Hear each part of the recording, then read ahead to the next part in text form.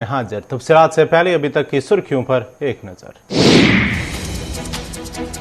पाकिस्तान ने जम्मू कश्मीर और भारत सरकार को दिया बड़ा झटका। अपने फिजाई हदूद के इस्तेमाल पर लगा दी पाबंदी। श्रीनगर से शारजा की फ्लाइट होगी लंबी। किराए में भी हो सकता है अब इजाफा। पाकिस्तान के फैसले पर उमर अब्दुल्ला ने अफसोस का किया इजहार। कहा 2009 की गलती दोहरा रहा है पाकिस्तान को फिजाई हदूद के इस्तेमाल पर राजी न करना सरकार का हैरान कुन रवैया। महबूबा मुफ्ती। जम्मू कश्मीर और लद्दाख हाईकोर्ट के लिए 2 नए जज मुकर्रर। सदर रामनाथ कोविंद ने मोहन लाल और मोहम्मद अकरम चौधरी की तकरीर को दी मंजूरी। कानून और इंसाफ की वजारत ने हुक्मनामा किया जारी। वादी में इजाफी 5000 पैरामिलिट्री फोर्सेस की तैनाती का फैसला। श्रीनगर में 3000 फोर्सेज एहलकारों को किया जाएगा तैनात। मुख्तलिफ मकामात पर बैंकर तामीर किए जाने का भी लिया गया फैसला। श्रीनगर के कई इलाकों में मोबाइल इंटरनेट खुदमात बदस्तूर बंद। तालिब इल्म और ताजिर परेशान। इंतजामिया से सर्विस बहाल करने की दोहराई मांग।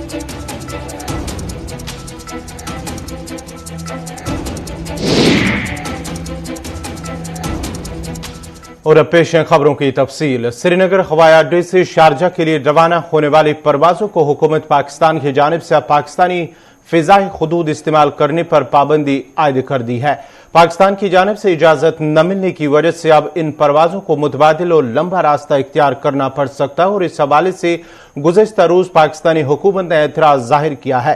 इस सिलसिले में मरकजी वजारत खारजा को भी इतला दी गई है। वाज़ेह रहे कि गुज़श्ता महीने की 24 तारीख को मरकजी वज़ीर दाखिला अमित शाह ने इस परवाज का इफ्तिताह करते हुए दावा किया था कि श्रीनगर और शारजा के दरमियान डायरेक्ट परवाज शुरू होने से कश्मीर की मईशत, सयाहत और तिजारत को फरोग मिलेगा।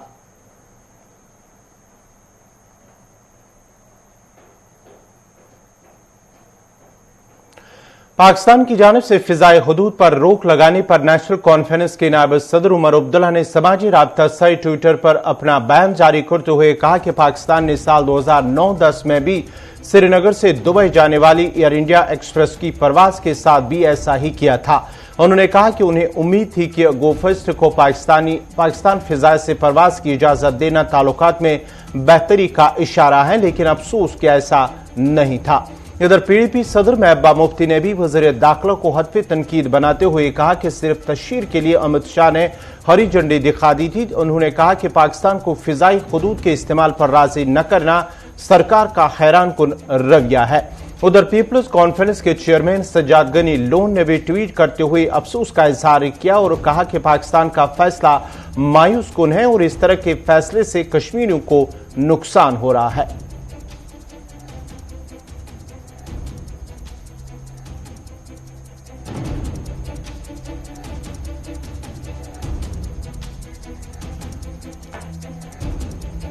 सदर हिंद रामनाथ कोविंद ने आज 2 जुडिशल अफसरान को तरक्की देकर high court of Jammu and Kashmir और लद्दाख में बतौर जज तकरूरी को मंजूरी दी है।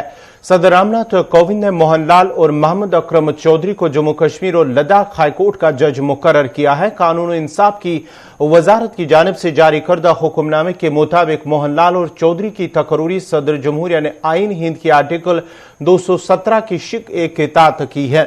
उनकी तकरूरी उस दिन से अमल में आएगी जिस दिन वो ओहदा संभालेंगे और इन नए जजों की तकरूरी के बाद हाईकोर्ट में जजों की कुल तादाद 13 हो गई है।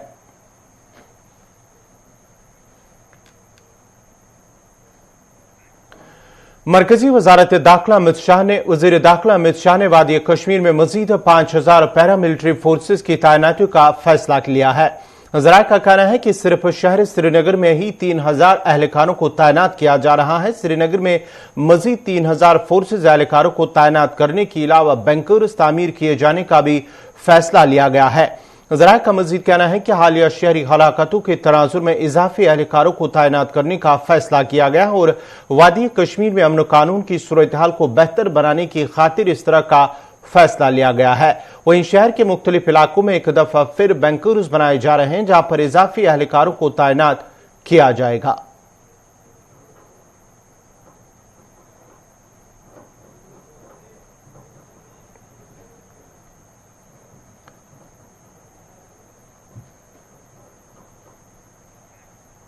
GOC 15 corps commander lieutenant general DP Pandey ने आज शोपियां के बटपुरा चौक का अचानक दौरा किया, जिस दौरान उन्होंने लोगों से बात की और दिवाली की मुबारकबाद भी पेश की है। इस मौके पर उनके हमरा दीगर अफसरान भी मौजूद थे।